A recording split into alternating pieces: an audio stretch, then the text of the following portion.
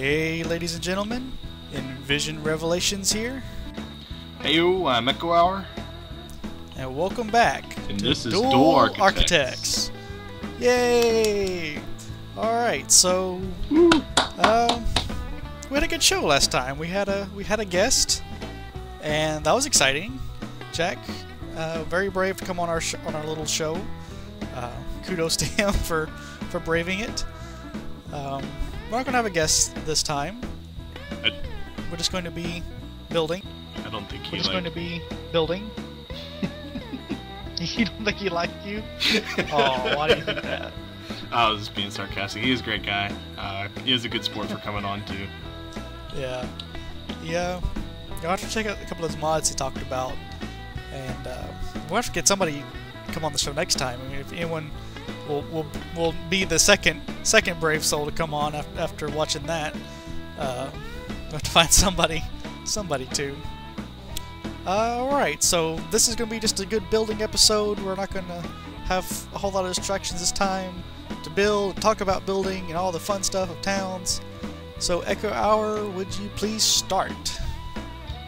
Okay, so let me pull the camera over. Here we go. This was what I did in the last month. This was my major project. I was building up this structure. It's going to be kind of an odd-shaped building. It's not going to be very symmetrical, which most of my buildings tend to be symmetrical, but this one definitely is not. I went off in a different direction here. What I'm gonna do is the town section, or the dining area, is only going to be one level, so you can already see I've kind of started the roof here. And the Heroes Tavern section, which is also going to kind of double as a Heroes Guild. I'll have a lot of trophies down in the basement there, and that'll kind of be the hero meeting area, like the League of Justice. It's gonna have two stories. I'm gonna build it up here and up here. So it's gonna be an odd-shaped structure. And then I also kind of worked on sprucing up and decorating the outside. I've got a nice little walkway up to the front. Got some statues. Tinkered around with the lighting that they have now, so I got some nice lights up there.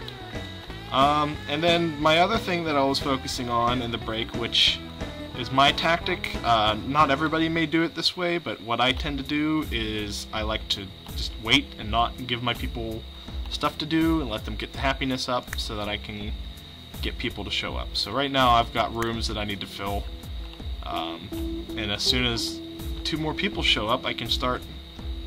I can finish off this structure here. That's probably what this episode is going to be. And Rev, what was your month like?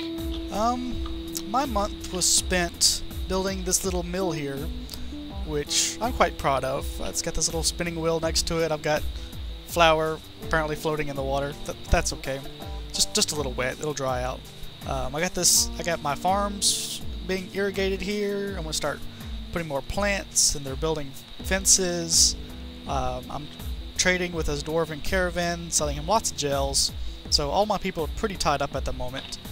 I think I sold every single one. I'm not sure, but I only got a couple left, so maybe it won't take them too long. All my buildings are built and done. My inn, my houses, my bakery, my mill.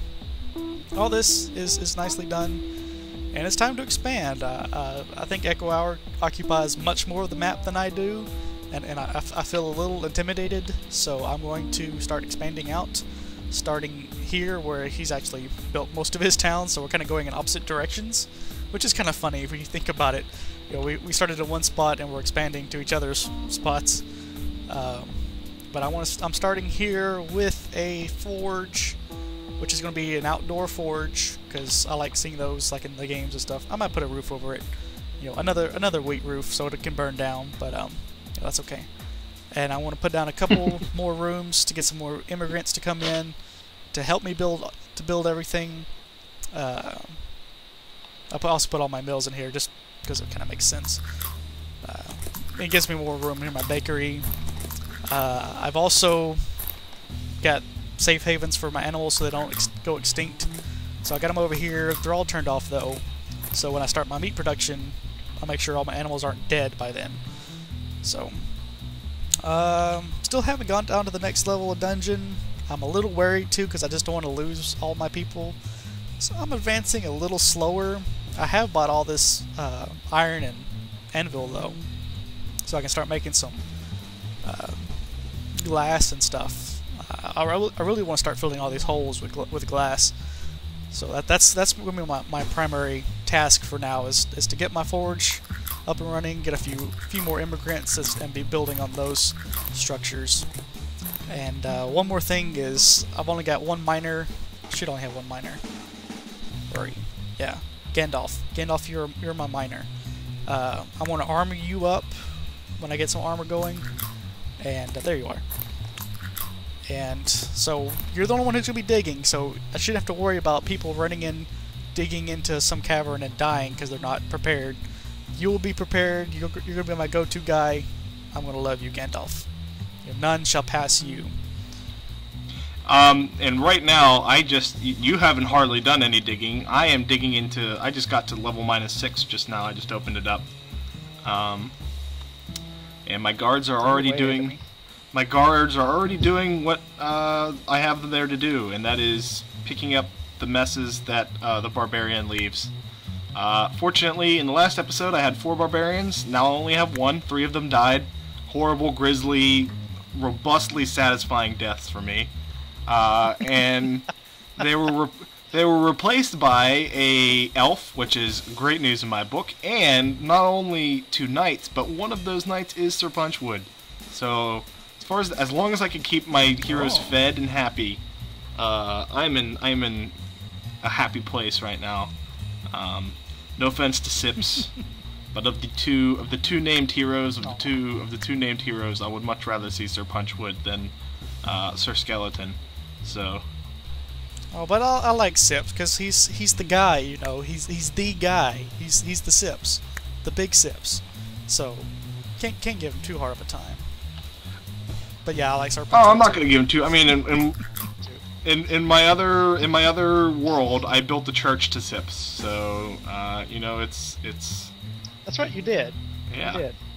It's still not finished. It got put on temporary hiatus while my much more bigger project gets completed. And as soon as that's done, I can get back. The project. I've already disclosed what it is. Don't anybody copy me, or I'll find you. No, but it's kind of occupied my time and become a bit of an addiction. Actually, I loosely entertain the idea of. I hope my boss never watches this show. I loosely entertained the idea of putting towns on my flash drive. Along with Steam, and taking it to my job and working on it there. Because Towns is one of those games where you can queue up a lot of stuff and then let it go for a good 15-20 minutes while you do work. And your townies hopefully will not kill themselves in the process. That's not necessarily a guarantee. They tend to do. They do. The die prematurely part very often tends to happen in this, and not through your own doing, but through just general stupidity. But then again, I have argued that Towns does in fact mirror real life. There are people this dumb that. How was that? I think if people were left to fend for themselves sometimes, I think there's some people in this world that I would not be surprised if they did some of the same things I do in here. Some people, you know, yeah, I guess it's true. Some people are really attached to certain items, so when they hear about it being in the dungeon, they will stop at nothing to reach it, to, you know, their own demise. Because people can be very loyal to their stuff, very wanting. Oh, great! This guy's getting hungry. Oh. We still got to bring all the iron up here. That's gonna be lovely. You know, I want to need to. I will say this for the townies: I will say this for the townies: they are some brave. There's some brave guys who, you know, will happily attack on a whim any monster that comes within a 12-mile radius of them. And not only will they do that, but then they will do it to death. Heroes will, you know, turn tail and run, but not the townies. The townies give their last dying breath to see that evil is done away with, so to speak. And that's very true. It's something I've always said about Townies. You can say all you want about, you know, their level of intelligence and all that, but they are the bravest sons of guns that you will ever meet. They will most dedicated and hard and dumbest. people. Bravest and dumbest. Yeah, bravest and dumbest. I mean, sometimes they can go hand in hand, but definitely true to the cause. A good mix. Yeah, it's going to be great. But yeah, I need some more of these brave and stupid, brave yet stupid townies to come in and live in my town, because my town at the moment is actually pretty safe. So I should have a pretty good ad campaign going, saying, hey, you know, come live here. You'll be treated nicely here. Maybe I'll start baking them some cakes and little meat cake, and move my market over there. I still don't know what to do with my hospital. I'm thinking like I could build a temple or something cool, but I haven't decided yet. I haven't found a good location, because up here is like houses will be built and stuff. So I didn't want to put a church this time. I always build a church, but this time I wanted to try something different. But I just can't think of something to do. So tell me what you think I should. What kind of healing center you think I should build? Ooh, healing center. Healing center. And you've already built the Temple of Kinnereth, so nobody can suggest that. Yeah, I've already done that once. It wasn't that good. Maybe I could do it better. Spruce it up a bit. It was whatever. Spruce it up. Oh no, someone. Oh wait, no, never mind. No wait, someone did die. Oh, one of my soldiers died. I wish I would have caught that. That must have been what? I don't know. It must have been. What's going on down there? It must have been a brave. It must have been a brave and beautiful death. Unfortunately, I never saw it. So it'll be immortalized forever in the Cemetery of Heroes that I have built over here by my lodge. The Cemetery of Heroes adds one more. Soldiers and heroes are reserved for the Cemetery of Heroes, and that soldier died bravely defending his home. So he will be forever enshrined in the Cemetery of Heroes. Now, I was kind of curious. I don't know about you, I haven't tinkered much with the job system. Not as much as I thought I would, outside of making a group of bakers. And that's pretty much my only thing that I really modify right now. Is I like to have a dedicated group of people always working on food, so hopefully I never run out. So they're just they do all things food related. But as far as mining or wood cutting or anything like that, now obviously my town hasn't progressed to the point where it needs much micromanagement, but I wasn't sure if your situation was any different, if you actually have a dedicated miner. And I have. Well, yeah. I'm only slightly ahead of you on that, in that I do have a single dedicated miner. Only because of a safety thing. I could just equip everybody with armor and stuff, but I like my townies to I kind of roleplay my people a little bit, and now that we have jobs, it'll be even easier. But for safety's sake, until I'm just going to be armoring up my one miner, as I was saying earlier. So when he opens up down to the next dungeon, and he of course will always be something there to attack him, he'll be safe. And then all the heroes can run in. But yeah, I have some dedicated bakers, and then I have a single woodcutter. So the rest of my townies, or we'll do just about everything else. But there will always be somebody doing this. There'll always be somebody doing this. And then I have the people that are just kind of the throw around labor that can do everything. Because if you set everything to be different, it becomes a lot more of a role play, to the fullest brim that you can go. but then you lose a lot of productivity. You can't get as much done with only like 2 builders and whatever. You know, you want to have more people to it to get stuff done quicker. And it's also good to have a couple of haulers so your city remains clean while they do all that. You know, in the past, if you didn't, you know, normally if you had any task going, your town was a mess, and even still, it's kind of a mess. But as long as you have some, like, at least. That's what I use. I use the people that cook my bread and gather my wheat and everything. I use them as secondary haulers right now because I felt like since they're not going to be doing too much other than just cooking and stuff, there might be times. I don't know. I haven't really watched them, but there might actually be times where they have free time to haul. But actually, I'm starting to like your idea of having a couple just people who they're just dedicated haulers. That's all they do. I actually should probably name my groups here. Rename this group. Yeah, Farmers. It does help to name them, especially if you lose a townie, like you lose your woodcutter. Instead of having to go and set their tasks manually again, you can just assign them to woodcutters group, and then they're right back to doing what that townie used to do. So at first, when I was first playing and testing and stuff, I didn't utilize job groups until I started losing townies to the dungeon because they were hauling stuff up, which I didn't want them to, and being killed by bad beasts. That's when I realized just how useful groups were to have. And I am now naming my groups very educated and informative names, like Unsupervised Miners and the Chopping Guild. The chopping guild. Yes, the guild where people go to chop. And then my farmers are named Farmers Insurance. So,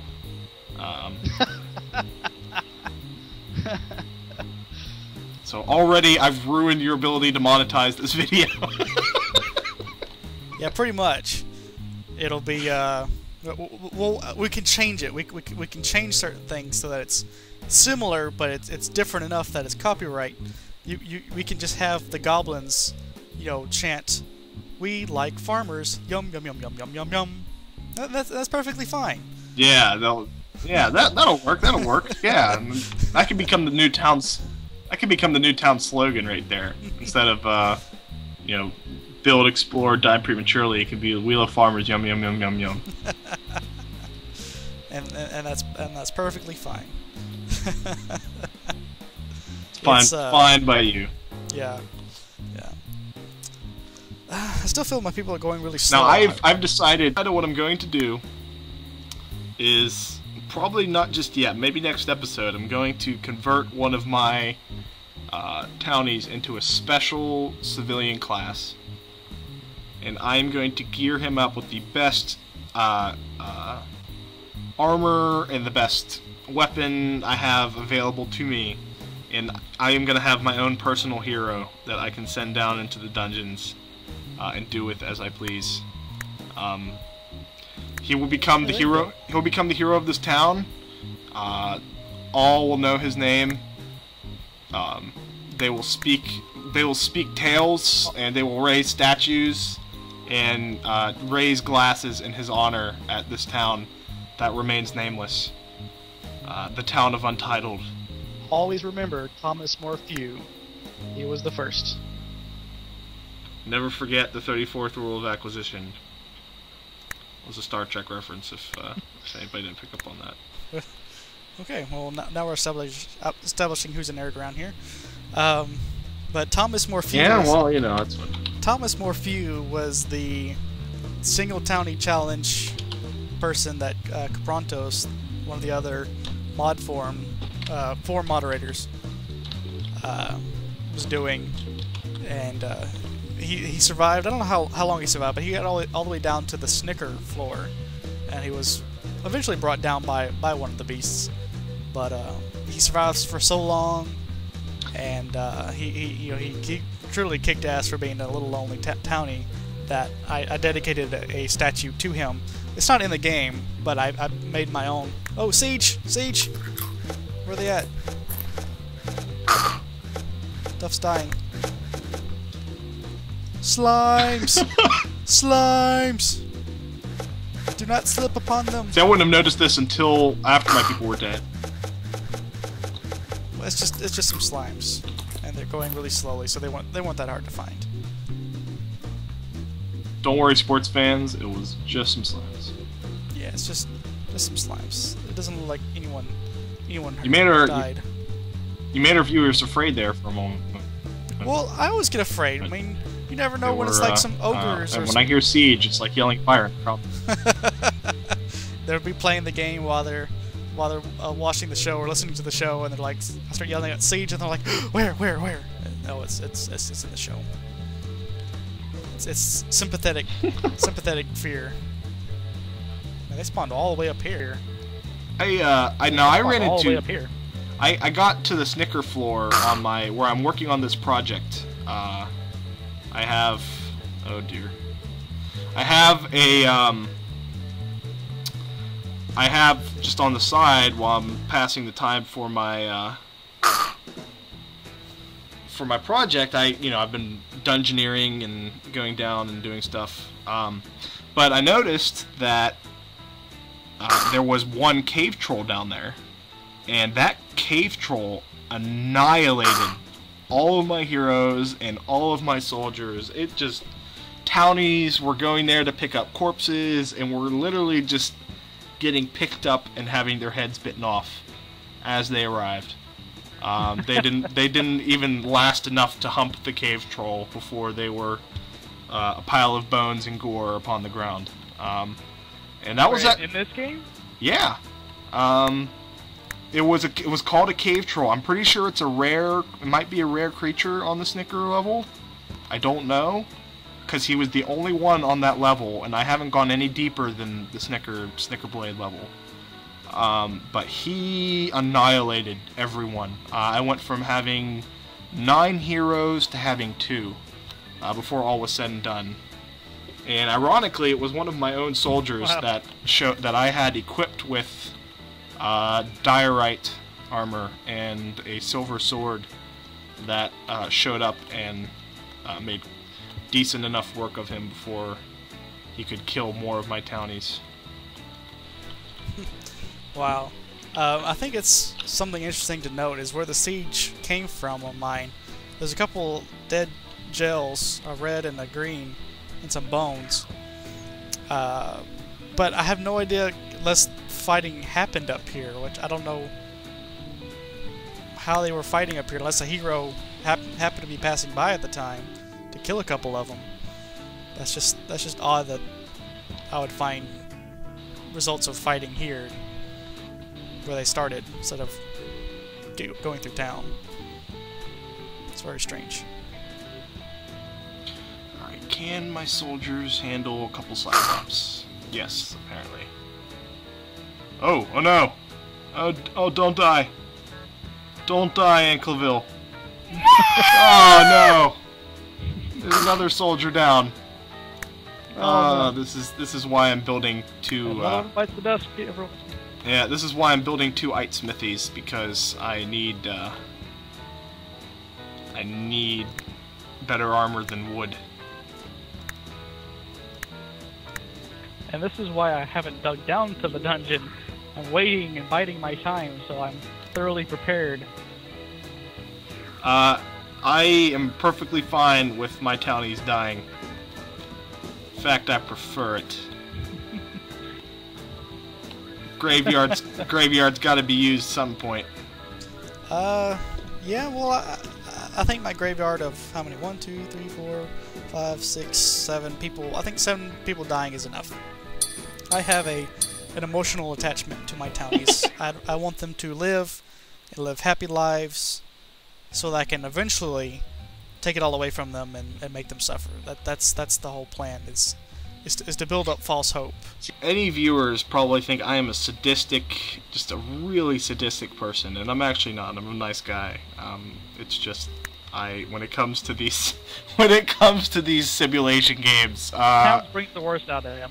Yeah, I demand ruthless efficiency for my townies. or from any game where it, you know, like Civilization, I play that game, I am probably the worst dictator. Not necessarily to other countries, but to my own people, I work them into the ground. They would not be happy working for... Well, I am amazed that diorite dropped on the first floor. Diorite boots. Oh. Diorite boots dropped on level 1. That is a hell of a drop right there. Cool. Yeah. Well, if you're getting cave trolls and stuff, I guess, I don't know, maybe this, you know, as you can probably tell, I don't dungeoneer a whole lot. I mean, I haven't even, you know, dug to level -4. It's not something that I really do a whole lot. I prefer to build in relative safety. But And happiness. well, they're not even happy because I'm running my townies into the ground with all this building and stuff. I'm like, now build some walls, now build some glass, now build some windows. They have plenty to do. I need to have some more people to come in so they can idle and stuff like that. But probably should have thought about that before starting the episode. But it's interesting you should mention Maybe. Civilization, because I actually just recently tried it. I didn't buy it. I tried the demo for Civilization 5. I hadn't played Civilization a lot. There was some version on a Linux computer I got to play back when I was younger. My brother's computer had it, and it's a little different. I mean, it's probably not something I would play a whole lot, in that I don't get to build my own cities and stuff. Well, you can, but you don't get to build the buildings in the cities.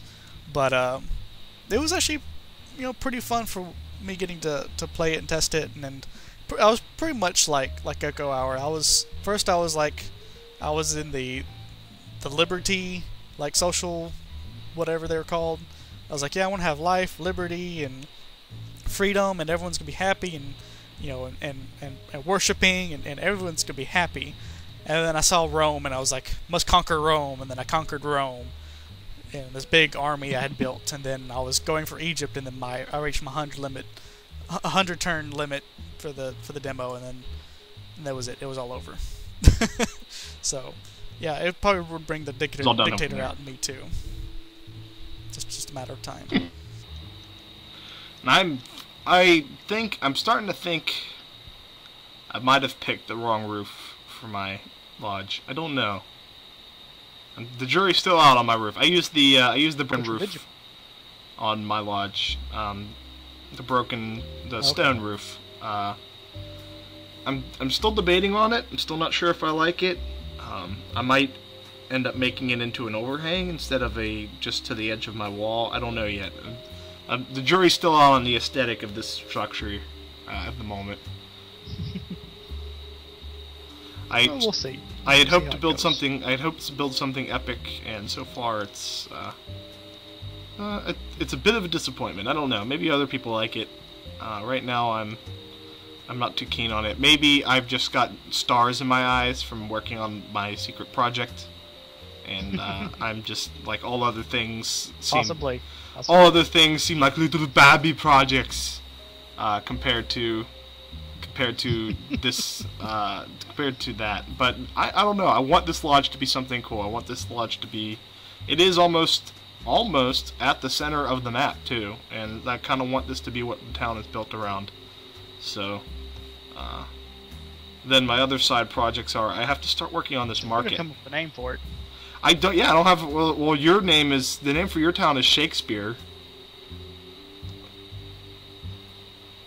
Mhm. The name of my town is Untitled.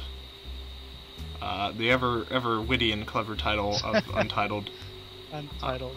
I wouldn't mind if someone. Welcome to the city of entitlement. Yeah, hopefully. Okay, I'm gonna say this right now. If you're sitting here in this video and you want to sit there and you're gonna make a comment like, "First, I was the first person to post," or anything, that's fine. That's great. But after you post first,